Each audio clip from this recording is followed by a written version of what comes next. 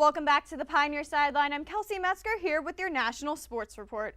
Baseball season has recently ended with Boston winning the World Series, but in Pittsburgh the focus is back on the Pirates.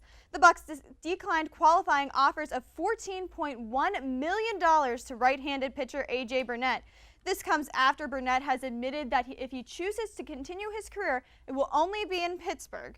Therefore, General Manager Neil Huntington saw no need to negotiate with a qualifying offer if Burnett does indeed intend to stay.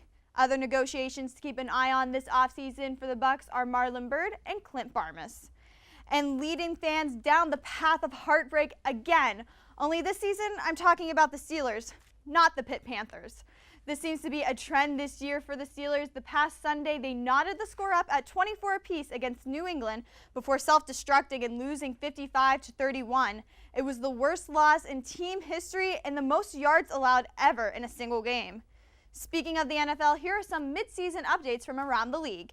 Kansas City is the Cinderella story shocker of the year with a perfect record, and the defending champs Ravens have a losing record, while Cleveland is still somehow above 500.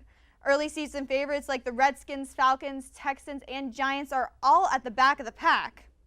And the Pens have continued their hot streak to the season, currently sitting at the top of the Metropolitan Division and the Eastern Conference with 22 points.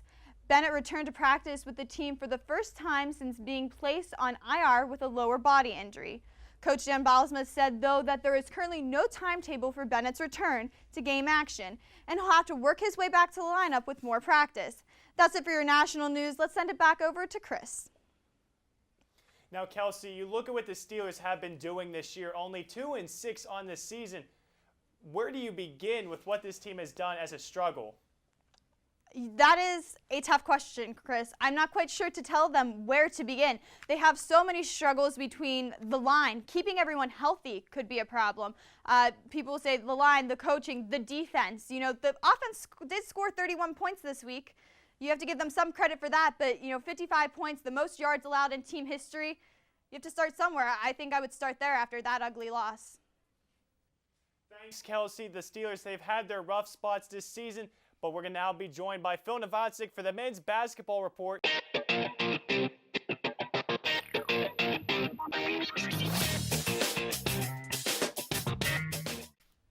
Thanks, Chris. I had a chance to talk with Gabe McNeil, the projected starting guard for the Pioneers this season, and he said exactly what we've been talking about on this show. The biggest asset to this team, as usual, is their ability to score in a hurry. So far, the transfers have been blending in really well, and they have completely bought into Coach Rager's philosophy this season.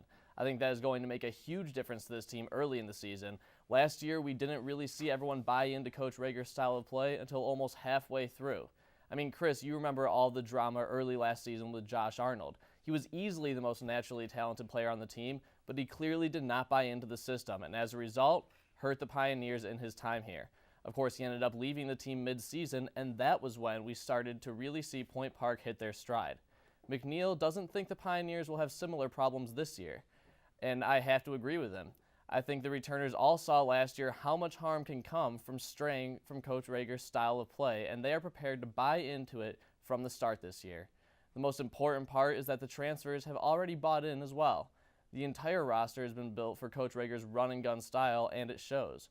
While not the biggest or strongest, this quick-fire offense is exactly what the new players on the team thrive on. They are all athletic, fast, and love to run up and down the court. The offense should be able to dominate early in the season this year, and the team should see a much smoother start than last year. Finally, I talked to Gabe about the defense. That has long been the biggest question mark of this Pioneers team. McNeil thinks defense is much improved, and it's exactly what they needed. The transfers all use their quickness and length to their advantage on defense, and the returners know how important that side of the ball is going to be for them this year, Chris. Last season, we saw them really struggle to hold teams to under 90 points.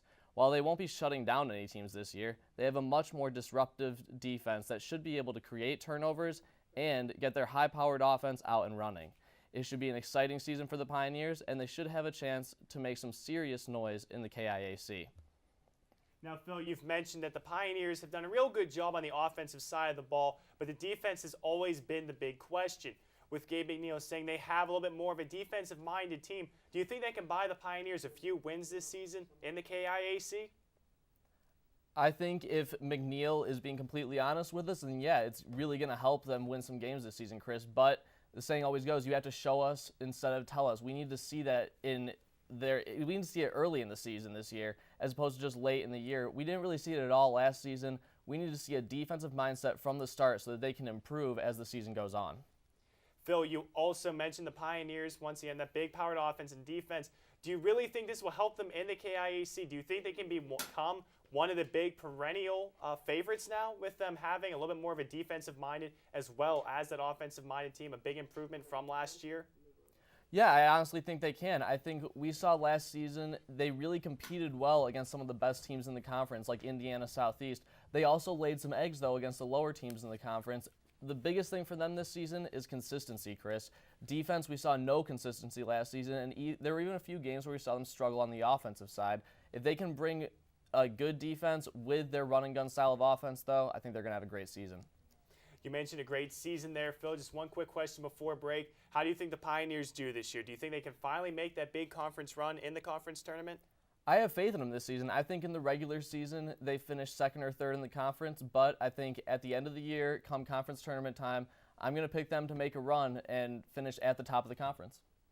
Thanks for the time, Phil. You hear it there, finishing at the top of the conference. Now, after our final break, the Courthouse crew joins me as we take a look at the NBA and see who will come away on top this year. Stay tuned for more action right after this.